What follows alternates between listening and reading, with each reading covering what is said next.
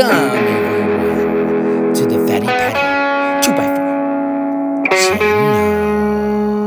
Welcome back to the channel. I hope all of you guys are well. In this video, I'm going to show you how I built this heavy duty power supply. I don't really know what else to call it. Normally they're like power strips, but this one doesn't have a little button. It's just always on.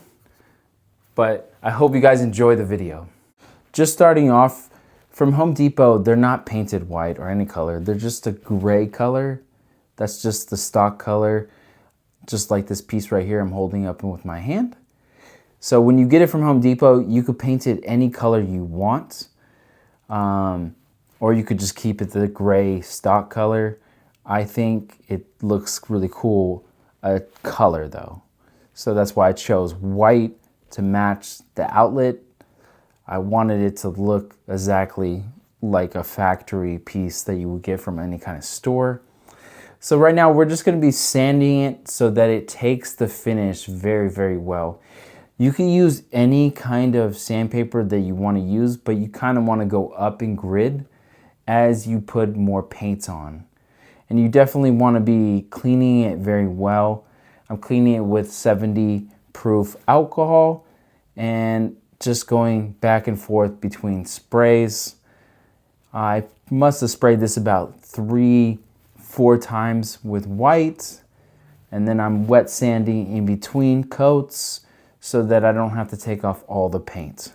It's very important for you to do that so you have a nice product at the end. So after I'm done wet sanding, I'm gonna spray a whole bunch of clear.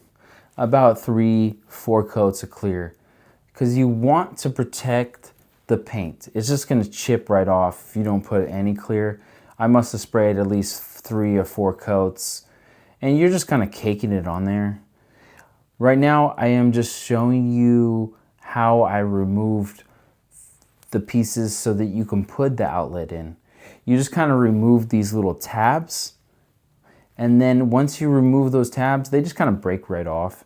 You need to fold these little ends down so that you can bring it and it will fit into this enclosure properly. And that's pretty much all you need to do at the end, and so that it'll be able to fit in there because it's kind of like a dome shape. I ended up having to cut this piece off because there's not enough room. There's so much going into this little metal box that this was getting in the way of the outlets, the little plugs that are going in there. So as I cut this off, I started to file it so I don't get cut on anything. It doesn't get cut on the cables. You get what I'm saying, right? And now I'm just gonna show you how it fits in there now. It's really snug. Since it's bent, those pieces kind of hold it in there. I got a new cable. We're gonna cut this and I'm gonna show you that they're clearly marked. The ground is in the middle. It is ready to go. You wanna make sure you ground off the plugs before you mount them into the box. Otherwise, you won't be able to ground them off. And I'm just showing you right now that I tinned the wires, every single wire, before we start with this process of screwing the lids on there. So these are just electronic screw lids that once you stick all the wires that are together, right? So you want to put all the ground wires together. So once you get done screwing those in, you just continue the process. You go to the ones that don't have any labels and you put all the ones with no labels and you put them on. But I decided to put shrink wrap on these ones because they were a little short and some of the wire was showing. So I didn't want any of the exposed wire to be shown. And I was able to just kind of get it in there and put the shrink wrap over and screw the little lid on, and then we just heated up the shrink wrap.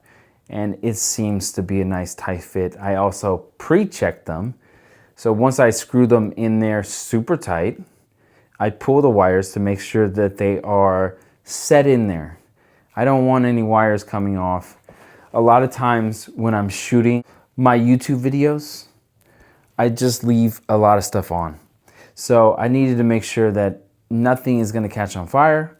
I need to make sure that everything is not going to be coming off when I'm throwing it on the ground or chucking it in a bag. I just needed to make sure that when I tug on those wires, nothing is loose. And that is like the most important part.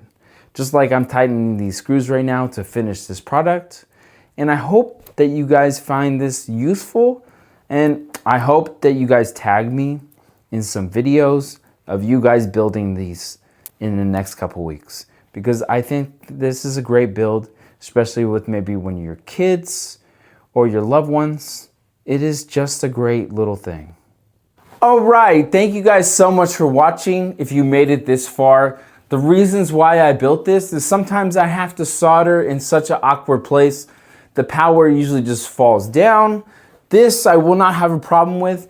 And the main reason why I built this is because I needed it on this side of the studio. I have a power strip that comes down this way, but I don't need all my power coming from this one power strip. Sometimes I need lights coming from the other side, and this is gonna be a perfect thing to help me with that. And I also wanted one of these. There's people out there that sell these for about $100. I built this for about 30 bucks. So if you guys want to build this in the future and you see this video, just reach out and I can help you.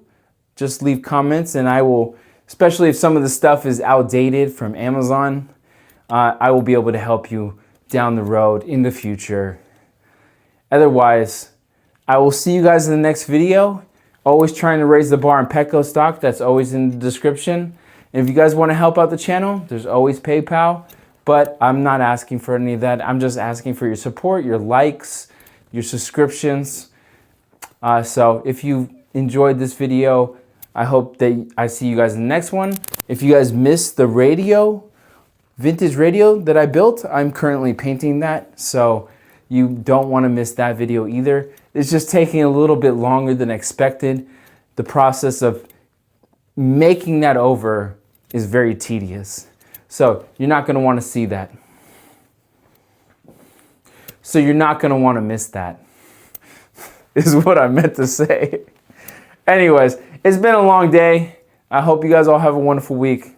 All right, bye-bye.